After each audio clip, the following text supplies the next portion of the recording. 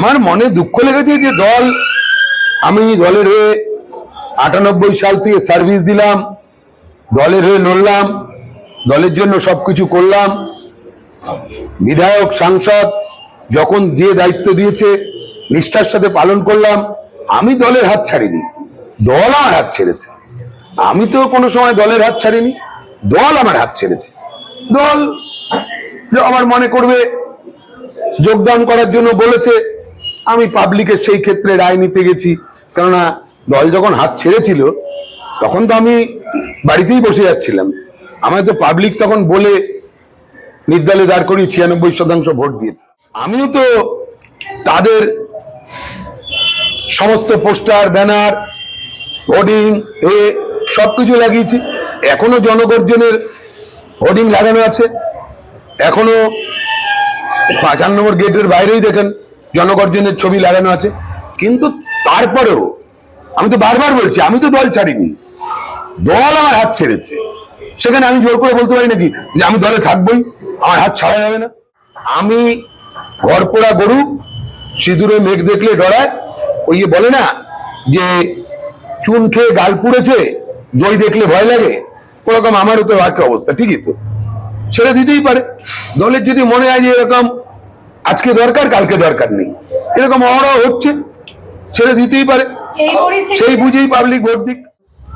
আমায় যে টিকিট দিল না তার নাম মাননীয় পার্থ চট্টোপাধ্যায়, তৎকালীন মহাসচিব। কি বললেন? যে আমার বিরুদ্ধে দুর্নীতির অভিযোগ আছে। আমি বললাম একটা প্রমাণ দিন। উনি প্রমাণ দিতে পারলো না, উল্টো দেখলাম যে উনি জেলে চলে গেছে দুর্নীতির দায়ে। জানি না বিচার ব্যবস্থা আছে, বিচারে ওনার কি হবে না হবে সেটা আমি জানি না। আদৌ উনি দুর্নীতি করেছে কি করেনি এটা কিন্তু আমার বলার বিষয় না।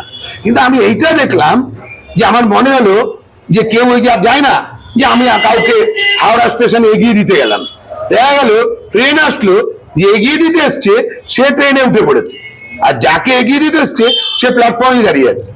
আমি পার্থদার ব্যাপারটা আমার কাছে এরকমই লাগলো যে পার্থদা আমার বিরুদ্ধে বলছে দুর্নীতি, আমার 21-এ টিকিট দিল না। আমি পাবলিকের রায় 96% ভোট পেয়ে জিতলাম এলাকায়, 96% ভোট পেলাম পোল ভোটের। আর পার্থদা জেলে চলে গেল, বললো ওনার বিরুদ্ধেই নাকি দুর্নীতি আছে। আমি তো দেখলাম যে এগিয়ে দিতে এসছে সে ট্রেনে উঠে পড়েছে। তারপরেও আমি দলের কাছে কৃতজ্ঞ যে দল 2 বছর পরেও ব্রাত্য বসু, সৌগত রায়রা, এতগুলো কাউন্সিলর, তাদের সামনে, কর্মীদের সামনে, নেতৃত্বদের সামনে, আমার পুরনো দিনের সমস্ত সাথীরা তাদের সামনে আমায় জয়েন করানোর কথা বলেছে। কিন্তু এইটুকু অভিমান তো থাকা স্বাভাবিক যে বিনা কারণে দল এতদিন বসিয়ে রেখেছিল। আমায় যে জয়েন করিয়ে জয়েন করানোর জন্য বলেছে, তার জন্য আমি দলের কাছে কৃতজ্ঞ। কিন্তু আমি পাবলিকের রায়টাও একবার জানতে চাই, কারণ পাবলিক আমায় বলছে যে আজকে তোমায় জয়েন করাবে যেহেতু নির্বাচন আছে, কালকে যে আবার তোমার সাথে দল এই ব্যবহারই করবে না, এইটা তুমি কোনো গ্যারান্টি দিতে পারো?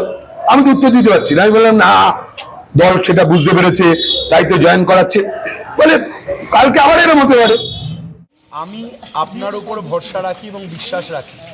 আপনি যে দলেই যাবেন সেই দলকেই আমি সমর্থন করব। আপনি যেখানে বলবেন সেই দলকেই বিধানসভা বা লোকসভা বা পৌরসভা ভোটে সমর্থন জানাবো। রাজনীতি এত বুঝি না, শুধুমাত্র দেবাশিস ব্যানার্জি বুঝি। তার কারণ অনেক সাহায্য আপনার থেকে পেয়ে এসেছি এবং পাচ্ছিও। এসব ভুলি কী করে? আপনার মতোই আমার এবং আপনার মতই আমার এবং আমার পরিবারের মত। সরাসরি দল না করলেও মেঘের আড়ালে থেকেই আপনার সঙ্গে দল করে এসেছি। আবারও বলছি, আপনি যেখানে যাবেন, অর্থাৎ যে দলে যাবেন সেই দলকেই মেঘের আড়াল থেকে সমর্থন করে যাব। সুস্থ থাকবেন। Total vote pooled 1468। টিএমসি করা উচিত বলছে 558, বিজেপি করা উচিত বলছে 18, সিপিএম করা উচিত বলছে 09 মানে 909, নির্দল অর্থাৎ দাদার সঙ্গে থাকা উচিত বলছে 819, 819, রাজনীতি ছেড়ে দেওয়া উচিত বলছে 10 এবং রিজেক্ট হয়েছে 54।